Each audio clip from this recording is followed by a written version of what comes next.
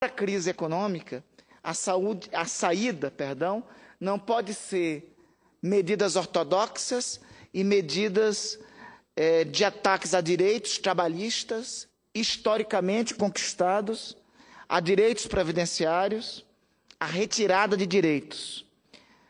Nós entendemos que a saída não é a retirada de direitos históricos conquistados pelos trabalhadores, como é o caso do seguro-desemprego, como é o caso do auxílio-doença. O seguro-desemprego, inclusive, senhor presidente, é uma conquista que remonta, é uma conquista consolidada na Constituição de 1988, resultado de lutas históricas dos trabalhadores brasileiros e que remonta a sua reivindicação desde o período da CLT nos anos 1940.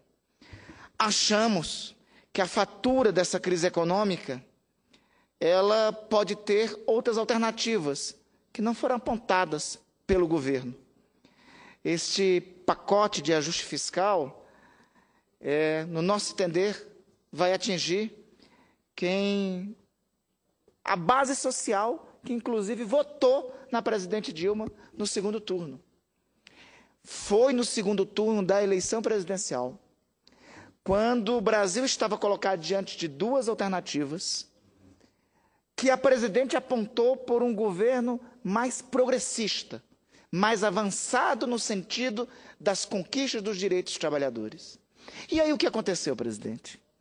Os movimentos sociais foram às ruas. Os trabalhadores tomaram as ruas convencidos, os setores sociais progressistas do país tomaram as ruas convencidos de que um segundo governo da presidente avançaria mais no sentido e no diálogo com essas aspirações. Essas medidas vão na contramão do discurso que levou à eleição da presidente. Vão na contramão do caminho histórico, eu diria, eu estou no PSOL, mas o caminho histórico da formação do próprio Partido dos Trabalhadores não são essas medidas. E eu diria que essas medidas são mais restritivas a direitos do que a própria reforma da Previdência, que foi encaminhada ao Congresso Nacional em 2003, ainda no primeiro governo do PT, no governo do presidente Lula. Então, nos surpreende. Hoje eu vi nos jornais que o governo pensa em recuar devido à reação do próprio Partido dos Trabalhadores, a reação das centrais sindicais em algumas dessas medidas. Tomara que assim seja. E nós comecemos a dialogar sobre outro tipo de medida que é necessário se ter aqui no Congresso Nacional. Ora, por que, para melhorar o caixa do governo, não se debate, por exemplo, aqui no Congresso Nacional, um único tributo, um único imposto, um único tributo que não foi regulado na Constituição? O que consta no artigo 153, inciso 3 da Constituição. É um dos primeiros tributos que constam na Constituição. Constam desde 1988. Estamos no alvorecer de 2015, mais de 25 anos após a Constituição de 1988, e este tributo ainda não foi regulamentado, que é o imposto sobre grandes fortunas. Aí toda vez que tem uma crise econômica, toda vez que precisa melhorar o caixa do governo, se aperta no lado mais fraco, no lado dos trabalhadores, no lado dos que mais precisam. E o imposto sobre grandes fortunas encontra-se há 26 anos sem ser regulamentado. É medo de quê? É intimidação pelo quê? O governo tem que dar passos adiante, tem que ir adiante e tem que mudar o foco.